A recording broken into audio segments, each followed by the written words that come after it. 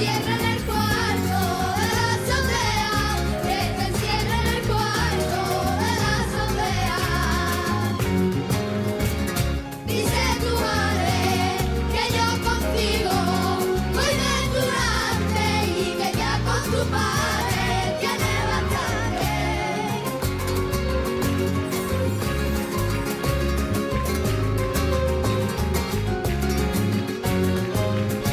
Siempre sales de casa